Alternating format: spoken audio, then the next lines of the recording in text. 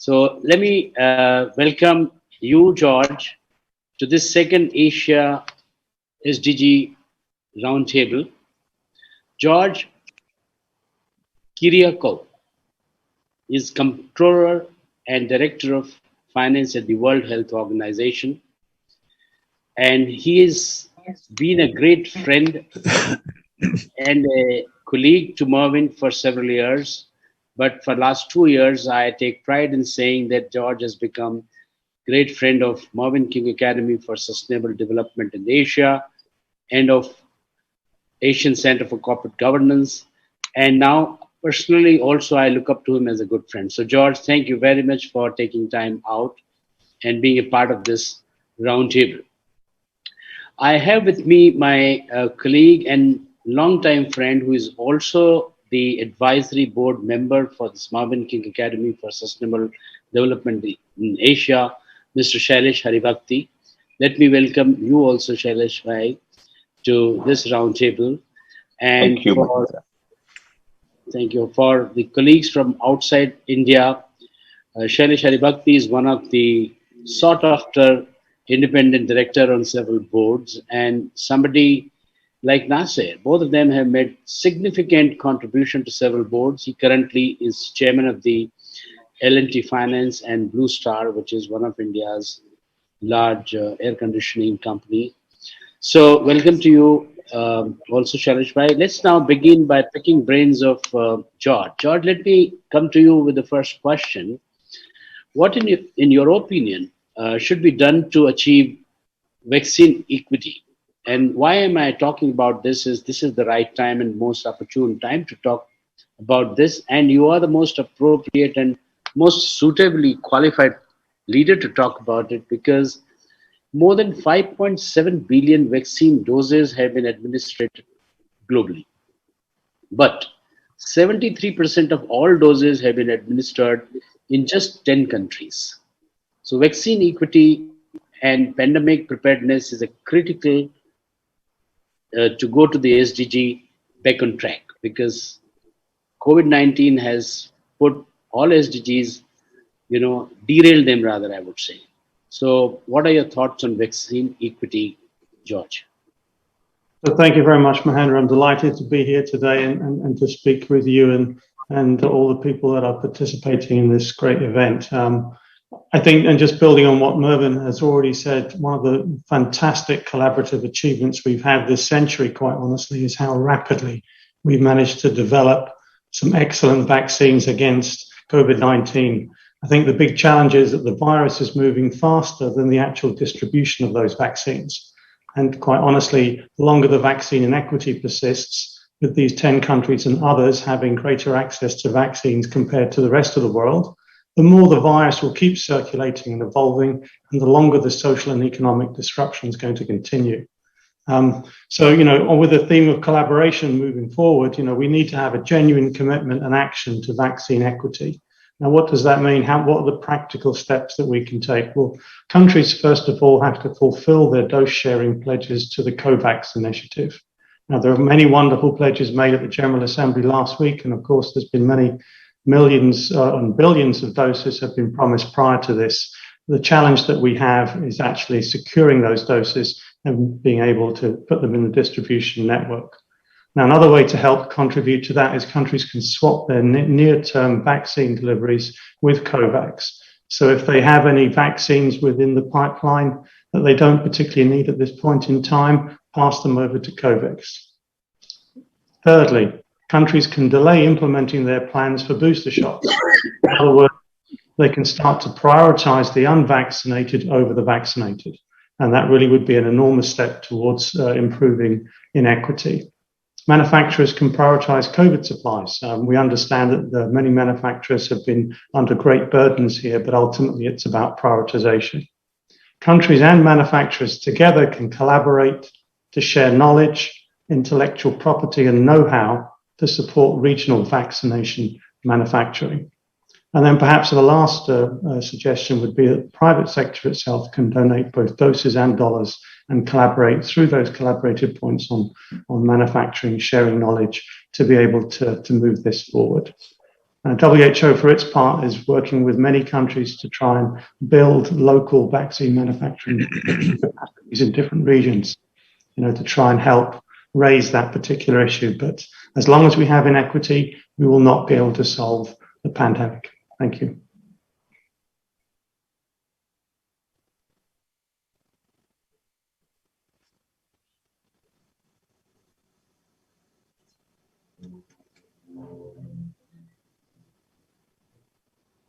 Sorry, because I was coughing, so I put myself on mute. So thank you. Exactly. So thank you, George. I'm glad to hear that, all the way we are hearing the partnership, the central message which Mervyn gave.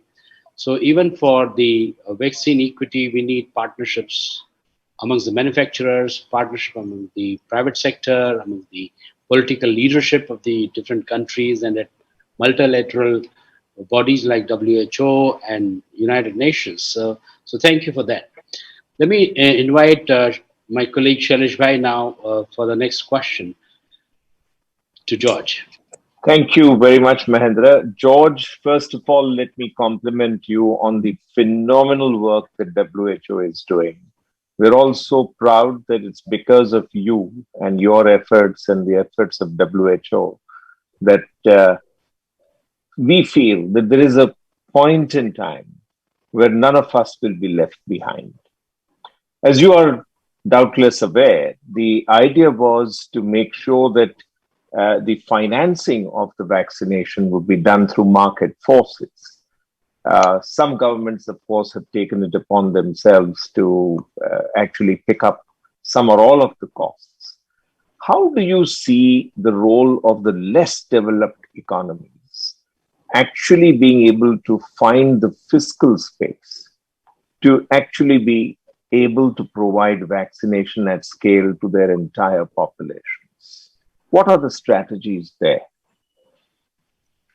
Thank you very much. They're really good questions. And perhaps, the financing of the vaccine is just the start of the problem, given that the massive challenges that have emerged because of the impact economically and socially of the pandemic that's impacted GDP, it's impacted GNI, it's rolled back the enormous performance that had happened in the past, both economically and in contributions toward the SDGs. So there's definitely a need to expand fiscal space.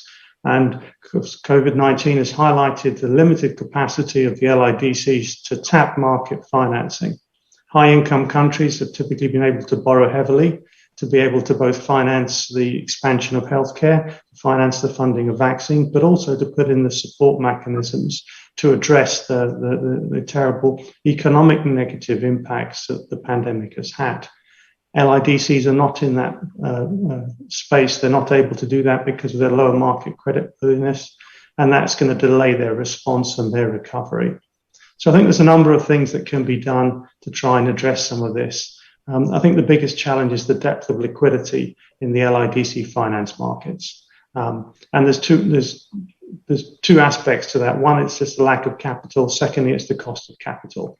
So borrowing is actually very, very expensive for them. There are some ways to try and mitigate some of that.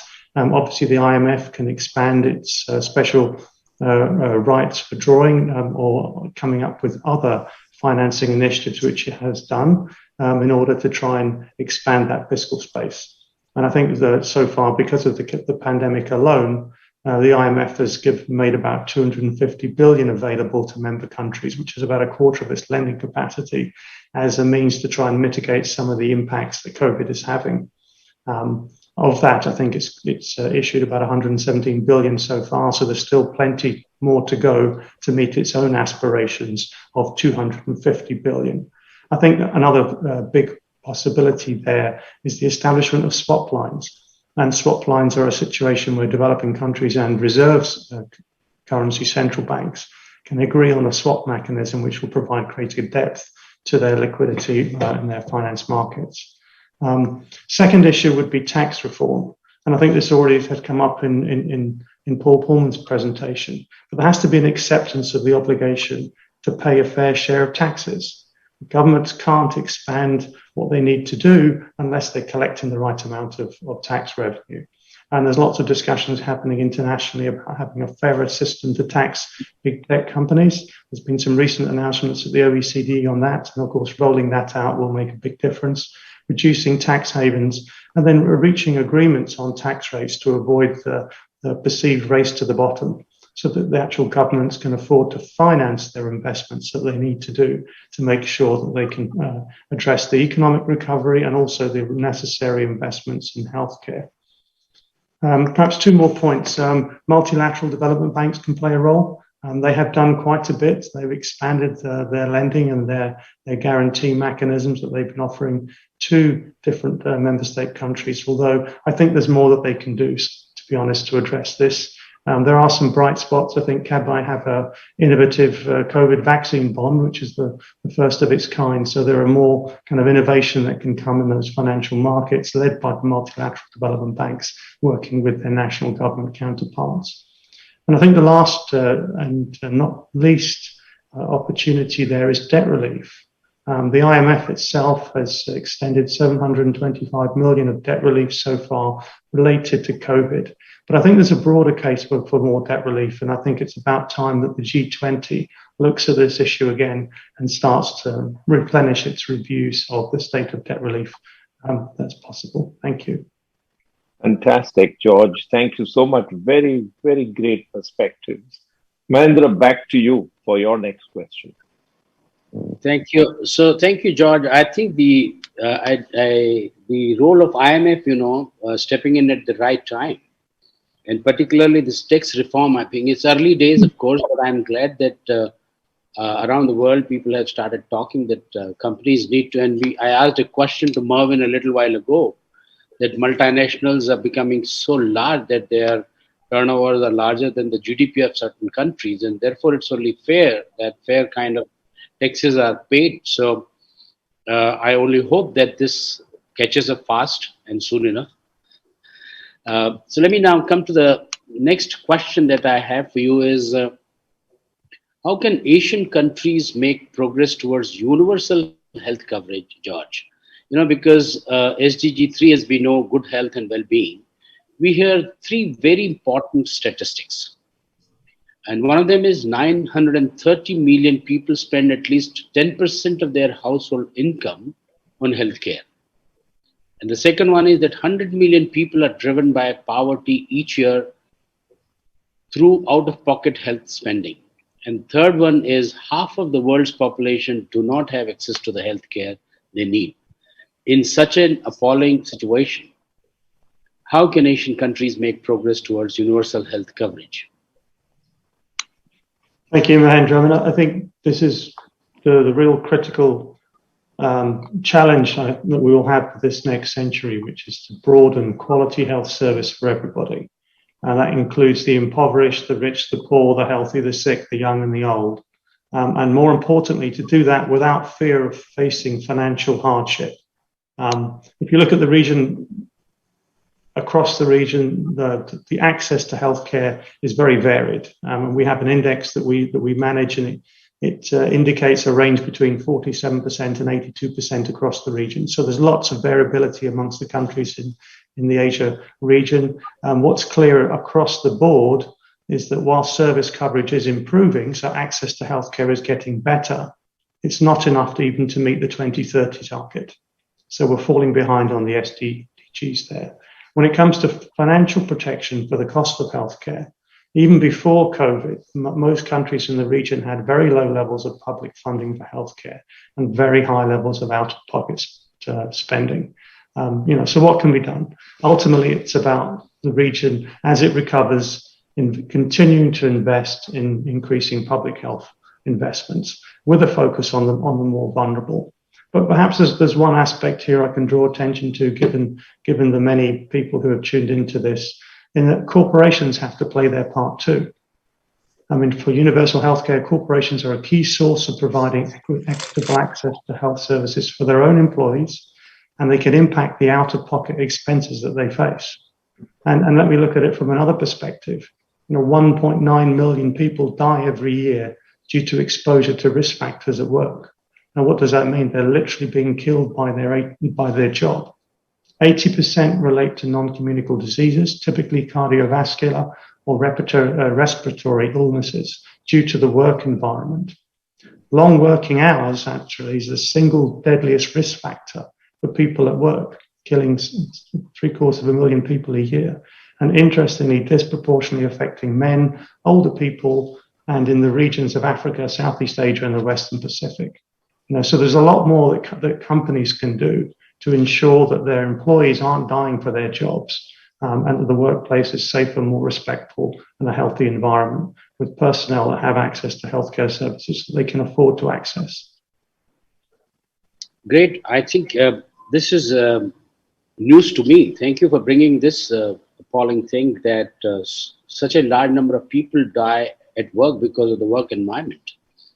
Longer work hours is fine. It's known in more of developing countries, but particularly the working environment where the hazard of risk, despite of the fact that the safety, health, and environment is one of the very major issue which is taken care of by largely manufacturing company, more of hazardous, chemical producing or drug producing companies.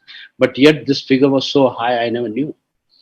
And I think the financial protection as a responsibility by the large corporates for their own employees, I think is a major factor.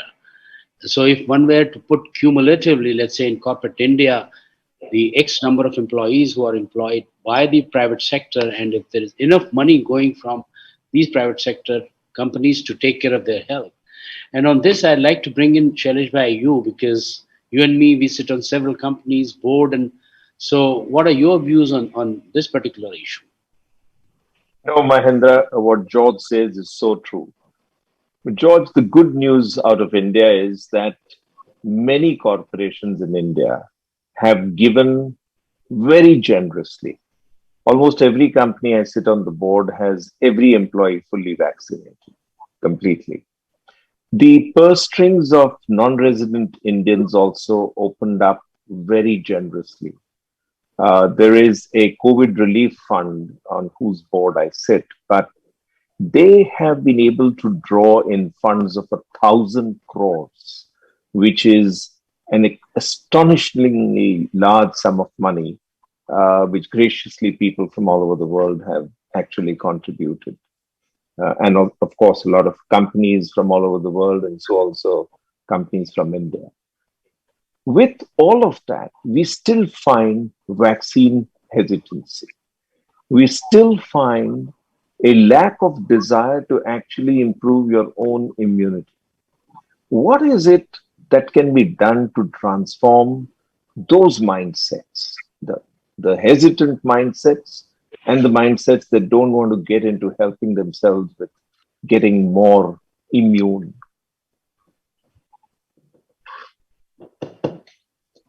Thank you. That's a really good question, and I wish I had the silver bullet answer. I mean, this really is one of those behavioral insights issues, and I think that the hesitancy has been caused by a lot of things. One, it's the record speed, which was a fantastic result of collaboration, but nonetheless, it's led to people to question how good can a vaccine be that has been produced in such a record speed. Having said that, these vaccines have clearly been they're exceptionally safe. They've been given to very, very large numbers of people. They have met WHO standards as well as some national standards when they've also been reviewed for them. So it's then about leadership. It's about getting the message out, about clear communication on the benefits, and it's also about incentives. So once the financial barrier has been taken away, and it's very delightful to hear that many of the companies in India have certainly financed the vaccination of their employees and have contributed to fund other vaccinations. It's then about leadership. How do you get the message out? How do you get the access points out so that those who are hesitant can A, get the information that they need, but B, can also very easily be given access? And then the last thing is about incentives. Many different countries have tried different incentive mechanisms. One would have to look at what would work particularly well in India from a behavioral insights perspective, but that's the other area where I would look what incentives can happen. We see in some Western countries, they've started vaccine passport mechanisms for access to different things. We've seen other places where it's been more of a social event to have a vaccination issued. So it then becomes part of the community, part of social pressure that can help encourage those to take the vaccine. And I think whichever methodology works from a behavioral perspective, obviously is the strategy to take to try and significantly increase the number and percentage of people that have vaccines. That is so insightful, George. We tried giving just 2 kilograms of vegetable oil to rural Indians, and that got us to 100% vaccination of a few villages. It's what you say is absolutely insightful. Thank you very much. That's a wonderful example. So thank you, George.